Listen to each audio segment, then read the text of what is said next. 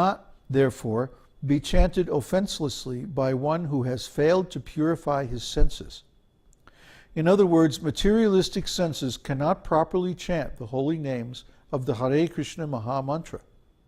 But by adopting this chanting process, one is given a chance to actually purify himself so that he may very soon chant offenselessly. So what does this mean?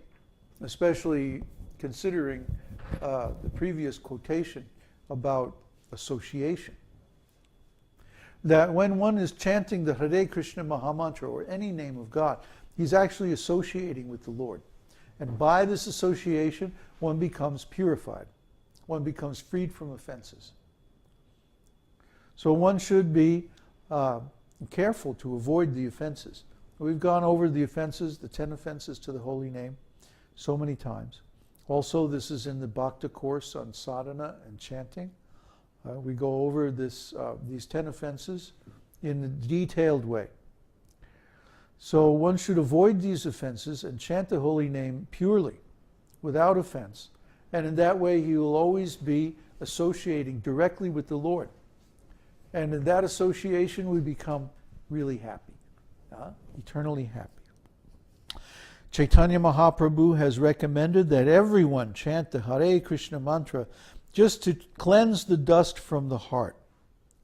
If the dust of the heart is cleansed away, then one can actually understand the importance of the holy name. For persons who are not inclined to clean the dust from their hearts and who want to keep things as they are, it is not possible to derive the transcendental result of chanting the Hare Krishna mantra. One should, therefore, be encouraged to develop his service attitude toward the Lord, because this will help him to chant without any offense. And so, under the guidance of a spiritual master, the disciple is trained to render service and at the same time chant the Hare Krishna mantra. As soon as one develops his spontaneous service attitude, he can immediately understand the transcendental nature of the holy names of the Maha Mantra. See? So this is why we don't just give up all activities and simply chant. It's at least not in the beginning. First, we have to develop the service attitude. See? So we do both. We chant a little bit and then we do service for a little bit. And then we chant and then we do service. And by this combination of two things, the service attitude and the chanting, then we approach the pure holy name. We chant offenselessly. The key statement was back here. If the dust of the heart is cleansed away, then one can actually understand the importance of the holy name. In other words, as long as the dust is on the heart, the dust of selfishness, the dust of possessiveness, the dust of desire, the dust of sinful activities, or misunderstanding of the ontological position of the Lord, one cannot understand this chanting. One cannot understand how important it is. How can singing this little song be more important than anything else in the whole world? How is that possible? Well, it's because this little song happens to have the most powerful holy name of the Lord. The same chant that is chanted in the rasa dance, in the highest realm of Goloka Vrindavan. This is the Hare Krishna Maha Mantra. And especially the pure holy name. When the name is chanted with love, and when it's chanted according to the proper rhythm and the proper intonation. This can't be faked. Nobody can fake this. We talked about this extensively on our series about chanting the holy name. The proper rhythm. Hare Krishna, Krishna Krishna, Hare Hare, Hare Ram, Ram Ram, Hare Hare. The proper matra, the proper long and short syllables. Just like when we chant Vishnu Sahasranam, sometimes the rhythm is really tricky. Every verse is different. But in the Hare Krishna Maha Mantra, every verse is the same. Hare Krishna, Krishna Krishna, Hare Hare, Hare Ram, Ram Ram, Hare Hare. So nice.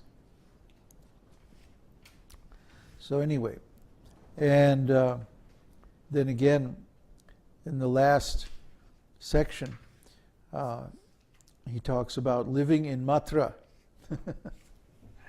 Second time, 2 chapters in a row, living in Mathura. In the Padma Purana, there is a statement about the importance of living in holy places, like Mathura or Dwaraka. It is stated there, to travel to different places of pilgrimage means to attain emancipation from material bondage. This emancipation, however, is not the highest perfection. After attaining this liberated stage, one has to become engaged in devotional service of the Lord. After attainment of the Brahma Bhuta stage, liberation, one can further advance to engagement in devotional service. So this attainment of transcendental loving devotional service to the Lord is the goal of life.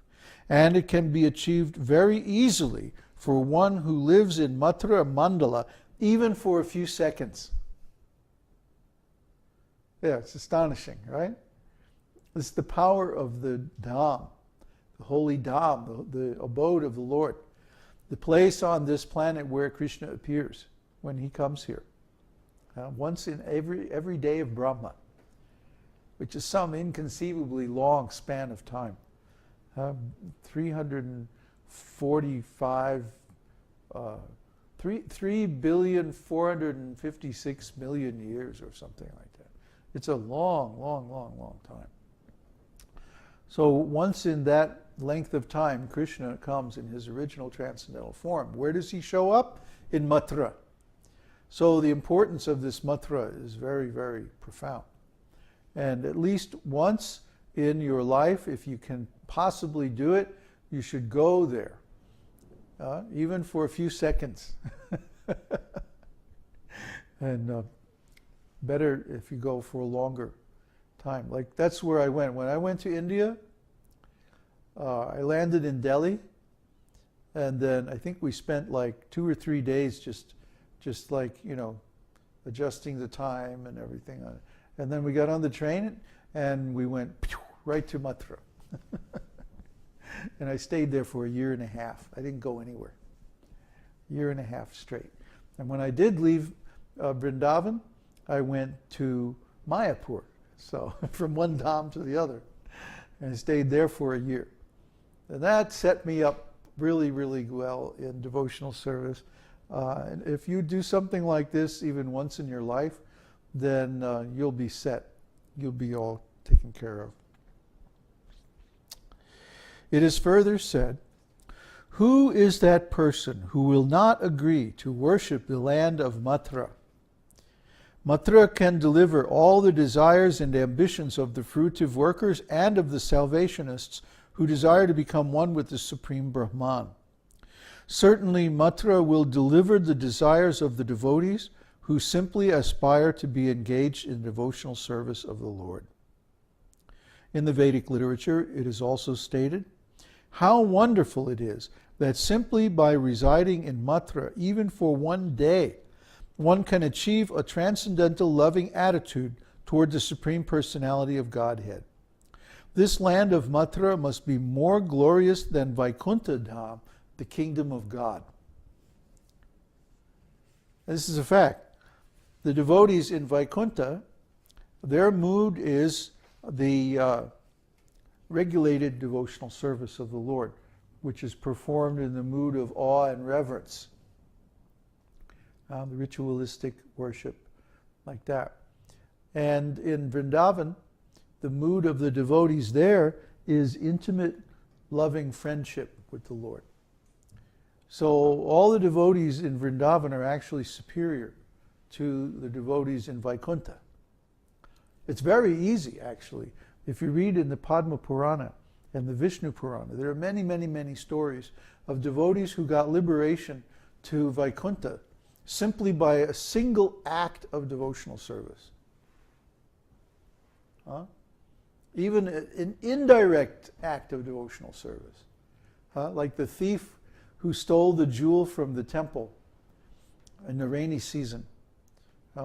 This was a great thief. He said, I'm the greatest thief in the world, so I'm going to steal the beautiful jewel from the crown of the deity in the temple.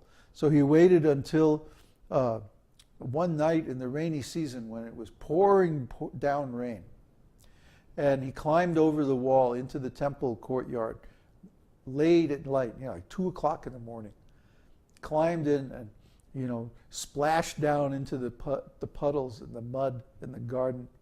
And then he walked into the temple, getting dirt and mud and water all over the floor, walked up to the deity, took the jewel, thank you very much, and he walked out.